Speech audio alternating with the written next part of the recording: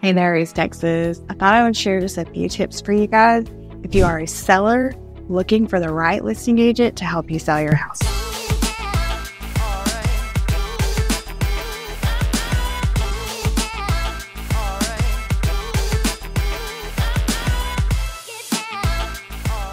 If you're thinking of making a change this year and you want to start to reach out to different agents or research different agents, of course, Google's a good place to start. If you have not worked with an agent for a while, or if they have since left the business, or even if you weren't very happy with their services the last time you worked with them, you may be considering shopping around to find a new agent. If your plan is to go ahead and interview multiple agents or even just one agent, then you're going to want to do your due diligence. I would highly suggest going ahead and Googling any and all of the agents, even if it's just one. Check and see if they have profiles on the major websites, and or do they have their own website. In this day and age, you really want to make sure they have a social media presence. If you really want to vet the type of person that you're going to be working with, go ahead and check their social media out and just see. Even if you get referred to an agent from a close friend or family member, you want to go ahead and vet that person to see if it will be a good fit for you.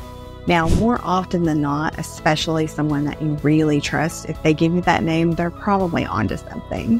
One of the things to look for is, do they have experience? And by no means do I mean to be disrespectful to a newer agent. We have all been there, but there is something to be said for how many transactions a person has closed. And generally, you can tell how much that agent knows about the business and how it operates by the things that they mentioned during the interview. If you're like most people, you want an experienced agent. I know agents who've been in the business 20 plus years, and they still tell me all the time that, oh, I've never had that happen in a deal before. The difference is, how do they handle those situations when they arise? Don't miss the fact that experience, even if it's in years, may not matter if they haven't had a lot of transactions, or if they have not been really active in the last few years. So even if you find an agent and they've been in the business for 30 or 40 years, or you find an agent who's only been in the business for 1 or 2 years, you may want to ask, how many transactions have you closed in the last couple of years, or an average annually? Just because they've had their license for a long time does not always mean that they know how to effectively market, plan, strategize, and get a plan together to get your home sold faster. A mistake that we see often with residential real estate sales is overpricing a property. For anyone considering selling, and if you're going to be interviewing multiple agents, do not underestimate the fact that just because someone says they will list it at the highest price, that is the best thing for you to do for your property. Our goal when we help list a property is to help a seller get highest price possible. However, it should be a realistic price. Pricing is extremely important. If you underprice it or if you overprice it. Almost every agent has experienced pricing a property incorrectly, either too low or too high. Most of the time, if it's too high, the seller has insisted that and not listened to our professional judgment and knowledge that we have of the local marketplace. With that being said, I always really like it to be a collaborative effort to choose the price point, taking into consideration the solds, the actives, and the pending properties. Your initial price point when you go on the market can make or break literally what you will net at the closing table.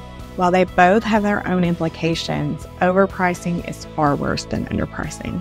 There is something psychological to a buyer if they see that a property has been sitting on the market for so many days.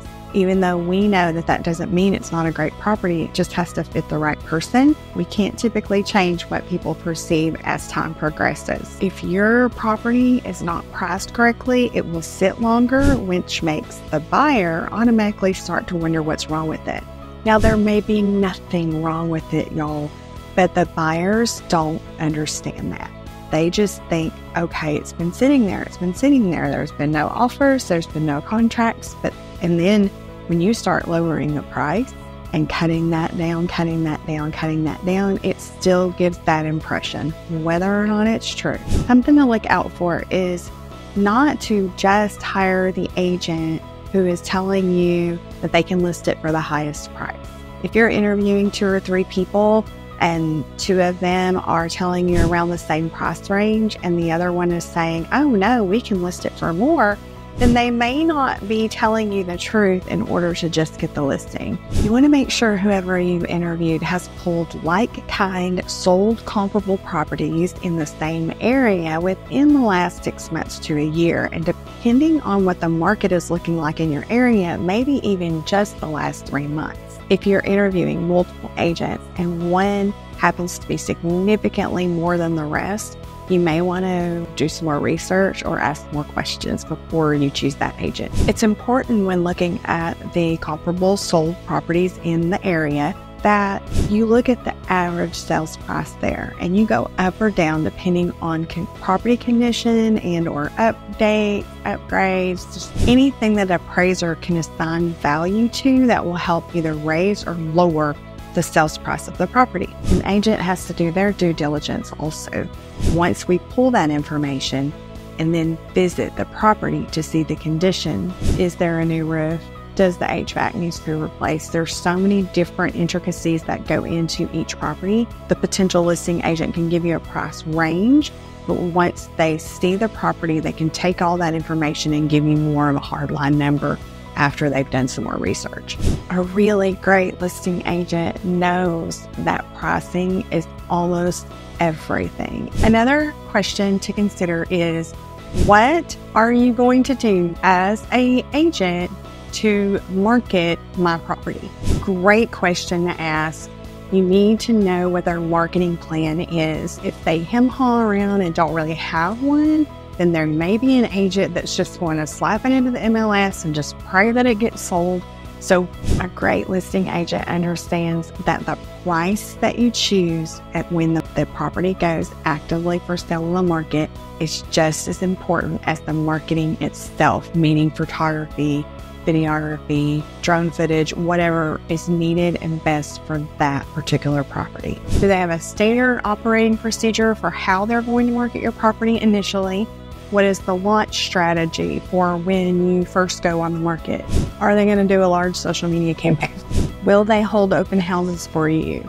Will they advertise for you? Something else to consider when you're interviewing agents is, what is the backup plan should the property sit on the market a little longer than you want to? A good agent should already have thought processes behind this and be able to map that out with you so that you'll know what to expect should you choose them and that situation arrives.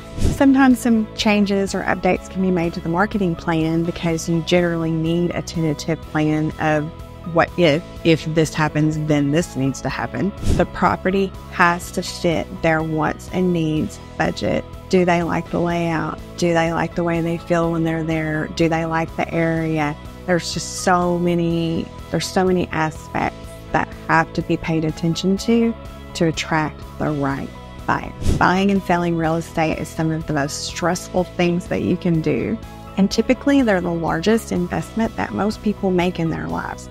It's an asset and is not one to be taken lightly. Don't underestimate the power and effectiveness of great price point and wonderful marketing, and all those two things together to give your listing the best launch that it can have to get it under contract with less days on market for the highest sales price. We video so you'll know how to make smart moves if you are considering moving to or already living in beautiful East Texas, y'all.